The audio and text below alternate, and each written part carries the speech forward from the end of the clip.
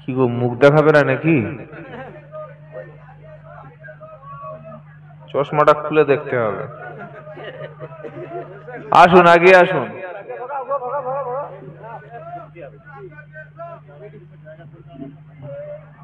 আর এই সুযোগে যাদের পালানোর ইচ্ছা পালিয়ে যান, সমস্যা নেই।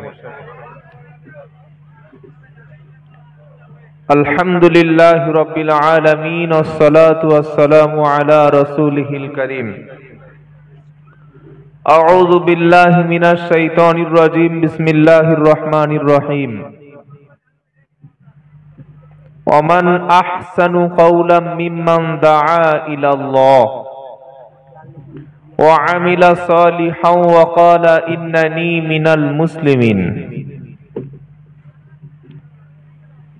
وقال النبي صلى الله عليه وسلم بلغوا عني ولو آية أو كما قال عليه الصلاة والسلام। আজকে জলসার সম্মানিত সভাপতি সাহেব, দিগার ওলামায়ে কেরাম, আপনারা যারা শীতের রাতের ঘুমকে ত্যাগ করে ইসলামের জন্য, কুরআনের জন্য বসেছেন, আপনাদের সবাইকে জানাচ্ছি আন্তরিক শুভেচ্ছা ও সালাম, মুবারকবাদ।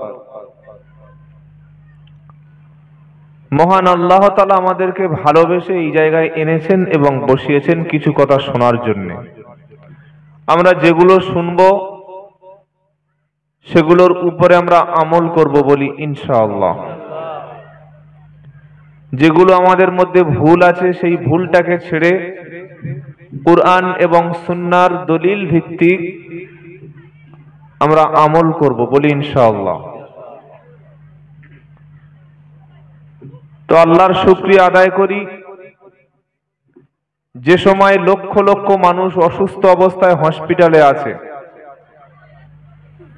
অনেক মানুষ বিনা বিচারে জেলে বন্দী আছে,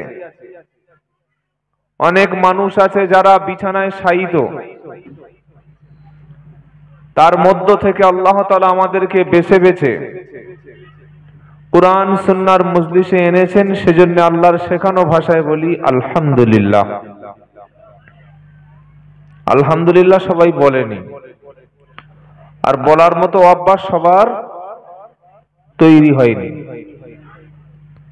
বলার অভ্যাস তৈরি করার জন্য আলহামদুলিল্লাহ যারা বলেন তাদের সঙ্গে একটু মিশতে হয়। যারা খাওয়ার আগে বিসমিল্লাহ বলে না, খাওয়ার শুরুতে হাত ধোয় না, খেয়েও হাত পরিষ্কার করে না, খাওয়ার শুরুতে দস্তরখান বিছায় না, তাদের কানের কাছে এরকম সারা জীবন জলসা শোনালেও তাদের হেদায়েত হবে বলে আশা করা যায় না। কোরআন কিন্তু সবার জন্য না, এটা মনে রেখে দেবেন। কোরআন নাজিল হয়েছে সবার জন্য, কিন্তু হেদায়েত সবাই কোরআন থেকে হবে না। কারা হবে?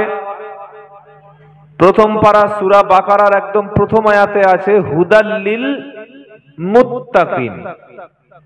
এই কোরআন থেকে, আল্লাহর বাণী থেকে তারাই হেদায়েত পাবে যারা মুত্তাকি, যারা পরেজগার, যারা খোদা ভীরু। বলুন সুবহানাল্লাহ। কোরআন কাদের জন্য শিফা, কাদের জন্য রহমত? সবার জন্য না। পারা নাম্বার 15, পৃষ্ঠা নম্বর 9, লাইন নাম্বার 2, আয়াত নাম্বার 82, সূরার নাম বানী ইসরাইল। এটা বলে দেওয়ার পরেও যদি আপনি না মনে রাখতে পারেন, বা আমলে যদি না থাকে, বা বিশ্বাস যদি না করেন, তাহলে আপনার আর আবু জাহেলের মধ্যে কোনো পার্থক্য নেই। এত কিছু বলে দেওয়ার পরেও আল্লাহ বলছেন অনুনাজ্জিলু মিনাল কুরআনি মা হুয়া শিফাউ ওয়া রাহমাতুল লিল মুমিনিন। এই কুরআনটা মুমিনদের জন্য শিফা এবং মুমিনদের জন্য আমার পক্ষ থেকে রহমত। বলুন সুবহানাল্লাহ। ওয়ালা ইয়াজিদুল যালিমিনা ইল্লা খাসারা। আর কাফিরদের জন্য, অবিশ্বাসীদের জন্য কোরআনটা ক্ষতির কারণ হবে। তাহলে কি শুনলাম? সবার জন্য কোরআন উপকার হবে না। এই কোরআনটা শুনে কিছু মানুষ মুসলমান হবে, কিছু মানুষ হেদায়েত হবে, কিছু মানুষ ভালো হবে, আবার বেশ কিছু মানুষ কোরআন শুনে তারা গোমরাই হয়ে যাবে। বলে এটা কিরকম কথা? কোরআন শুনলে কেউ গোমরাই হয়? কোরআন শুনে কেউ খারাপ হয়? এই গ্রামটার নাম কি বাবা? একজন বলুন। বাগরুল, বাগরুই, পাশে কাশীপুর। তো ধরুন এই বাড়িটা বা এই যে জলসার প্যান্ডেল, এই জায়গাটা মোহাম্মদ ইসলামের ঘর, 1 মিনিটের জন্য ধরে নেন। এই বাগরুইয়ের আশেপাশে মোহাম্মদ ইসলামের ঘরের 2 থেকে 300 মিটারের মধ্যে, 1 কিলোমিটারের মধ্যে আবু জেহেল, আবু লাহাব, উতবা, সাইবা, মুগিরা সব কাফেরদের ঘরগুলো ছিল একদম মোহাম্মদ ইসলামের বাড়ির পাশে, কারোর বাড়ি দূরে নয়। নবী যখন কোরআন তেলাওয়াত করতেন ওই হতভাগাগুলো সব শুনতো। শোনার পরে তারা বলতো এগুলো আল্লাহর বাণী নয়, এগুলো মুহাম্মদ ইসলামের বানানো কথা। বলুন নাউজুবিল্লাহ। এবং তারা বলতো যে এগুলো পাগলের কথা, এগুলো কবির কথা, এগুলো বানোয়াট। আর আল্লাহর নবীর বাড়ি থেকে প্রায় 4 থেকে 5,000 কিলোমিটার দূরে কালো বেটে খাটো কুৎসিত নাম হচ্ছে হযরতে বেলাল হাবসি, তিনি এসে কালেমা পড়ে মুসলমান হয়ে গেলেন। বলুন সুবহানাল্লাহ। কিন্তু এরা হলো না কেন? এরা কেন হলো না? বাড়ির পাশে বাড়ি তো। তার কারণ হলো এরা কোরআন শোনার পরে কান দিয়ে শুনেছে, শুনে ওটাকে ভিতরে নিয়ে যাওয়ার চেষ্টা করেনি এবং শোনার পরে সেটাকে উপদেশ হিসাবে গ্রহণ করেনি। অনেকে শোনে, হ্যাঁ আওয়াজ হচ্ছে, খুব শুনছে, যাওয়ার সময় বিড়ি খেতে খেতে চলে যাচ্ছে, শুনে যাওয়ার সময় সিগারেট খেতে খেতে চলে যাচ্ছে। হবে না। আমার আল্লাহ যখন কোরআনের কথা বাণী শুরু করলেন, আল্লাহ বলছেন কিছু ব্যক্তিকে কোরআন দ্বারা আমি উপকার করব, উপকৃত হবে, আর কিছু ব্যক্তি কোরআন দ্বারা গুমরাহী হবে। ইউদিল্লু বিহি কাসীরা ওয়া ইয়াহদি বিহি কাসীরা। এটা সূরা বাকারায় আছে যে বিশাল কিছু মানুষ, অনেক মানুষ এই কোরআন দ্বারা গোমরাহী হবে, পথভ্রষ্ট হবে। আবার প্রচুর মানুষ আছে কোরআন দ্বারা তারা হেদায়েতের রাস্তা পেয়ে যাবে। বলুন সুবহানাল্লাহ। আজ মুসলমানের প্রত্যেকের বাড়িতে কোরআন আছে, আছে না বাবা? আছে না নাই? কেউ এটাকে বানিয়েছে তাবিজের কিতাব। হ্যাঁ, কিছু মনে করবেন না যারা তাবিজ টাবিজ করেন, ভাবছেন আপনাদের বলছি। আবার কিছু মানুষ কোরআনকে বাড়িতে রেখে যেন ভূত পেত না আসে, জিন ভূত খবিস দুষ্টু জিন এরা না আসে। আবার কিছু মানুষ কোরআনটাকে বাড়িতে রেখেছে, মারা যাওয়ার পরে দূর থেকে আনতে হবে, বাড়ি থেকে বার করে টুকটুক করে পড়বে। আবার কিছু মানুষ কোরআন শরীফ, বিশেষ করে মায়েরা, রমজান মাস আসলে কোরআন শরীফটাকে পেড়ে নেয়, উপর থেকে পেড়ে 1 খতম পড়ে তুলে রেখে দিল। আছে না নাই? বিশাল ভক্তি করে, চুমু খায়, আবার রেখে দেয়। এজন্য কিন্তু কোরআন পৃথিবীতে আসেনি। এসেছে কেন? সর্বপ্রথম কোরআনের পরিচয়টা আপনাদের একটু দিয়ে দিই, তারপরে কোরআন সম্পর্কে আলোচনা করব, যে কোরআনের পরিচয়টা নেন। কোরআনে পারা রয়েছে 30টি, সূরা রয়েছে 114টি, রুকু আছে 540টি, আয়াত আছে 6666টি, বাক্য আছে 86430টি, অক্ষর আছে 3,07,760টি। কোরআনে কোরআন শব্দটি এসেছে 61 বার। কোরআন নাজিল হয়েছে রমজান মাসে। প্রমাণ 2 নম্বর পারা 8 নম্বর পৃষ্ঠায় 1 নম্বর লাইন 185 নম্বর আয়াত। আল্লাহ বলছেন শাহরু রমাদান আল্লাযী উনজিলা ফিহিল কুরআন, এই কোরআনকে আমি আল্লাহ পবিত্র রমজানে নাজিল করেছি। বলুন সুবহানাল্লাহ। রমজানের মধ্যে সেই রাত্রে কোরআন নাজিল হয়েছে, যে রাতের গুরুত্বটা আল্লাহর কাছে 1000 মাস অপেক্ষা উত্তম। সূরার নাম কদর, আয়াত নাম্বার 1 থেকে 4। আল্লাহ বলছেন, ইন্না আনজালনাহু ফি লাইলাতিল কদর, নিশ্চয়ই আমি কোরআনকে পবিত্র সম্মানিত রাত্রে নাজিল করেছি। এই কোরআনকে নাজিল করেছি লাইলাতুল কদর। ওমা আদরাকা মা লাইলাতুল কদর, নবী আপনি জানেন লাইলাতুল কদর কি? লাইলাতুল কদরি খায়রুম মিন আলফি শাহর, লাইলাতুল কদরের একটি রাতের ইবাদত 1000 মাস অপেক্ষা উত্তম। সেই রাতে কোরআন নাজিল হয়েছে। কার উপরে নাজিল হয়েছে? পারা নাম্বার 26, পৃষ্ঠা নাম্বার 6, লাইন নাম্বার 1, আয়াত নাম্বার 2। ওয়াল্লাযিনা আমানু ওয়া আমিলুস সলিহাতি ওয়া আমিনু বিমা নুজিলা আলা মুহাম্মাদি ওয়া হুয়াল হাক্কু মির রাব্বিহিম। আল্লাহ বলছেন, যারা ঈমান এনেছে এবং নেক কাজ করেছে, আর যারা তাদের সেই ব্যক্তির উপরে কোরআন নাজিল করেছি যার নাম হচ্ছে মুহাম্মদ মুস্তাফা সাল্লাল্লাহু। কোরআনটা এসেছে কেন পৃথিবীতে? তার উদ্দেশ্যটা কি ছিল? পারা নাম্বার 18, পৃষ্ঠা নাম্বার 18, লাইন নাম্বার 13, আয়াত নাম্বার 1, সূরার নাম ফুরকান। আল্লাহ বলছেন, তাবারাকাল্লাযী নাযালাল ফুরকানা লিয়াকুনা লিল আলামিনা নাদিরা। এই পবিত্র বরকতময় তিনি কোরআন নাজিল করেছেন যাতে মানুষকে সতর্ক করে দিতে পারো। সুবহানাল্লাহ পড়ুন। এটা সতর্ক বার্তা, আপনাকে শুনিয়ে দেবে এইটা সঠিক এইটা ব্যাঠিক। মানলে আপনার লাভ, না মানলে কবরে কিন্তু শাস্তি হবে। কি বলছি বুঝতে পারছেন না? আপনি যখন কোরআনটা পড়তে শুরু করবেন, কেমন অবস্থায় কোরআন পড়তে শুরু করবেন? প্রথমে কি বলে শুরু করবেন? পারা নাম্বার 14, পৃষ্ঠা নাম্বার 17, লাইন নাম্বার 9, আয়াত নাম্বার 98, সূরার নাম নাহাল।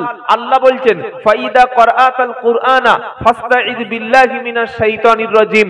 যখন তুমি কুরআনুল কারীম তেলাওয়াত শুরু করবে, আগে শয়তানের হাত থেকে ওয়াসওয়াসা আল্লাহর কাছে পানাহ চাও, যে আল্লাহ তুমি শয়তানের হাত থেকে বাঁচিয়ে নাও। অর্থাৎ আউযু বিল্লাহি মিনাশ শাইতানির রাজিম পড়ে শুরু করো।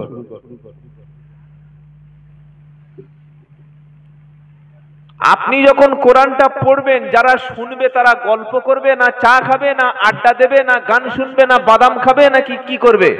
কি গো শুনছেন আপনারা? আপনাদের এলাকায় বাড়ি বাড়ি হাফেজ সাহেবরা কোরআন শরীফ পড়ে না? পড়ে। যখন বাড়িতে হাফেজ সাহেব কোরআন পড়ে, ওই বাড়িওয়ালা যিনি হাফেজকে কন্ট্রাক্ট দিয়েছেন কোরআন খতম করে দেওয়ার জন্য, ওই বাড়িওয়ালা কি হাফেজ সাহেবের কাছে বসে শোনে, না আত্মীয় স্বজনদের খাওয়ার পিছনে সময় দেয়? কি করে? ও জানে 1000 টাকা দিয়ে কন্ট্রাক্ট করে দিয়েছি, উনি এক কদম হয়ে গেলে কোরআন হয়ে গেল, ব্যাস বাড়ি চলে গেল। কিন্তু আল্লাহ পাক বলছেন, পারা নাম্বার 9, পৃষ্ঠা নাম্বার 14, লাইন নাম্বার 12, আয়াত নাম্বার 204, ফাইদা করাআতাল কুরআন ফাইদা, আল্লাহ পাক বলছেন, ফাইদা করাআতাল কুরআন, যখন কোরআন তেলাওয়াত হবে, ফাসতামিউ লাহু ওয়া আনসিতু লাআল্লাকুম তুরহামুন। ওয়াইদা কুরিয়াল কুরআন, যখন কোরআন তেলাওয়াত হবে, পাঠ করা হবে, তুমি চুপচাপ থাকো, ধীর স্থির ভাবে শোনো, আশা করা যায় তোমার উপরে আল্লাহর রহমত নাজিল হবে। বলুন সুবহানাল্লাহ। ছোট্ট কোরআনের পরিচয়টা দিয়ে দিলাম, ছোট্ট করে দিয়ে দিলাম। এবার সকলে নিয়ত করুন, আজ থেকে মৃত্যু পর্যন্ত কোরআনের বন্ধু হব ইনশাআল্লাহ। বলি কোরআনের বন্ধু হব। আমাদের দুনিয়াতে যদি বন্ধু থাকে, বাবা এটা রেখে দাও, হ্যাঁ পাশে রেখে দাও, হাতে করে চাগিয়ে রাখলে তোমার হাত নষ্ট হয়ে যাবে। আমাদের দুনিয়াতে যেমন বন্ধু থাকে, এই বন্ধু মৃত্যু পর্যন্ত সাথে থাকে, কবরের সাথে থাকে না? কবরে বন্ধু যায়? মিনহা খালাকনাকুম ওয়া ফিহা নুঈদুকুম ওয়া মিনহা নুখরিজুকুম তারাতান উখরা। এটা কোরআনের আয়াত, এটা মৌলবীর বানানো দোয়া না। কি গো? 16 নম্বর পারা 14 নম্বর পৃষ্ঠা 5 নম্বর লাইনের 55 নম্বর আয়াত, সূরা তাহা। আল্লাহ কিন্তু আয়াতটা নাজিল করেছেন কিসের উদ্দেশ্য? তোমাদেরকে মাটি থেকে বানিয়েছি। আমরা কিসের তৈরি বাবা? জোরে বলুন। মানুষ মানে মাটি। আর জিনেরা হলো আগুনের, আর ফেরেশতারা হলো নূরের তৈরি। বলুন সুবহানাল্লাহ। মাটির মধ্যে রয়েছে ফসফরাস, মাটির মধ্যে রয়েছে পটাশিয়াম, ম্যাগনেসিয়াম, ক্যালসিয়াম, রয়েছে আয়রন। ঠিক এইগুলো মানুষের শরীরের মধ্যে রয়েছে। আল্লাহ বলছে মিনহা খলাকনাকুম, তোমাদেরকে মাটি থেকে বানালাম, আবার মাটির মধ্যে তোমাদেরকে দাফন। কি হবে না? হবে না? ও যত পাকা বাড়ি থাকুন, হ্যাঁ, কোনো সুযোগ নাই। যত এসি ঘরে থাকুন না কেন, কবরে এসির সুযোগ নেই। যত ঘরের মধ্যে লাইটিং করুন না কেন, কবরে কোনো লাইটিং থাকবে না। ওয়াফিহা নুঈদুকুম ওয়া মিনহা নুখরিজুকুম তারাতান উখরা। কবরে যখন রাখা হবে, কবরটা কিন্তু আপনার শেষ ঠিকানা হবে না। নির্দিষ্ট সময় যখন হবে, কিয়ামত দিন যেদিন শুরু হবে, সেদিন কবর থেকে আপনাকে উঠতে হবে, মহান রবের সামনে সেদিন দাঁড়ানো লাগবে। কার সামনে দাঁড়াতে হবে? আল্লাহর সামনে দাঁড়াতে হবে। এই দুনিয়াতে বন্ধু আছে, আমরা যখন মারা যাই, আমাদের বন্ধুরা শোনার পরে ছুটে এসে কবরটা কেউ খুলে দেয়, কেউ কাফনের কাপড়টা কিনতে যায়, কেউ বাঁশটা কাটতে রেডি হয়, কেউ জানাজার খাটিয়াটা মসজিদ থেকে আনতে যায়, কেউ মাইয়েতের নামটা মসজিদে অ্যানাউন্স করে, কেউ বা মাইয়েতের জন্য আত্মীয় স্বজন আসবে তাদের খাওয়ানোর ব্যবস্থা করে, কেউ বা মাইয়েতকে গোসল দিতে ব্যস্ত থাকে। যখন জানাজা হয়ে গেল, মাইয়েতকে কাঁধে করে ঘাড়ে করে নিয়ে কবর পর্যন্ত রেখে দিল। দুজন মানুষ কবরে নেমে গেল, কবরে যখন শুইয়ে দিল, ওটাই শুইয়ে দেওয়ার পরে উঠে চলে আসলো, আর 1 মিনিট কবরের কাছে বন্ধু দাঁড়ায় না। দাঁড়ায়?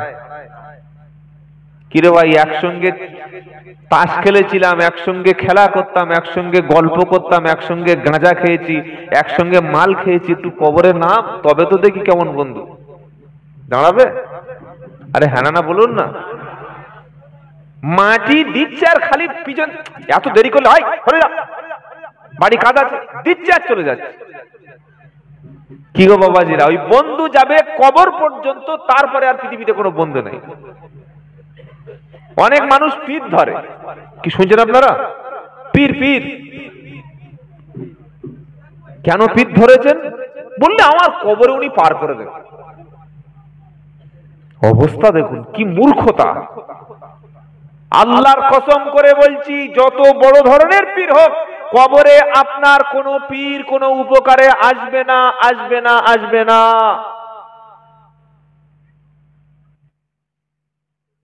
প্রচুর মহিলারা আছে যারা শিরিক করে, প্রচুর মহিলারা কিচ্ছু হলে মাজারে মান্নত করে। তবে আপনাদের এলাকায় মাজার টাজার নেই তো? আশেপাশে মাজার নেই? আছে? এমনও মাজার আছে যে মাজারের মধ্যে কোনো লাশ নাই। আমার বাড়ি থেকে 3 কিলোমিটার দূরে একটা মাজার আছে, তার নাম হচ্ছে বদর পীর বাবা। বদর পীর। একদিন গেলাম, দেখি কেমন পীর সাহেব। গিয়ে দেখি, জিজ্ঞাসা করলাম এখানে পীর সাহেব কই? বললে ওই কবর, ভিতরে সব বসে বসে গাঁজা টানছে। তো কবরটা দেখো, বললে কোনো কবর টবর নাই, একটা গম্বুজ করে রেখেছে, বছরে মেলা হয় আর ওখানে সবসময় গাঁজার ব্যবসা চলে। চিন্তা করুন, আপনি ভাবুন। মানুষ পীরের উপরে ভরসা করে নামাজ ছেড়ে দিচ্ছে, পীরের উপরে ভরসা করে কোরআন ছেড়ে দিচ্ছে, পীর সাহেবের উপরে ভর করে দান করা ছেড়ে দিচ্ছে, পীর সাহেবের উপরে ভরসা করে নফল নামাজ পর্যন্ত ছেড়ে দিচ্ছে, পীর সাহেবের উপরে ভর করে মসজিদ ছেড়ে দিচ্ছে। বলছে খাজা বাবা আছে, আবার নামাজ কি রে?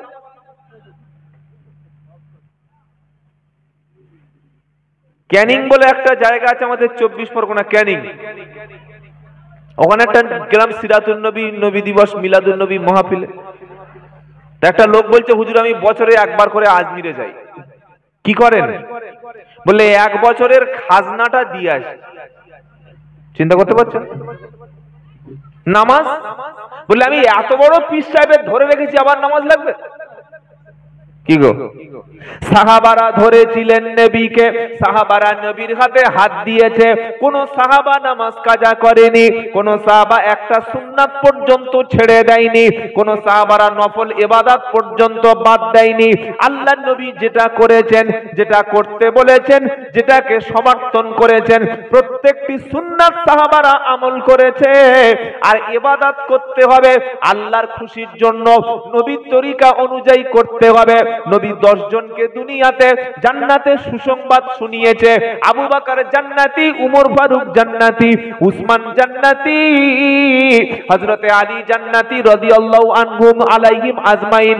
আরো 6 জন, 10 জন সাহাবা জান্নাতি, এমন জান্নাতি যাদের নাম ঘোষণা করেছে, তারপরেও তারা নামাজ ছেড়ে দেয়নি।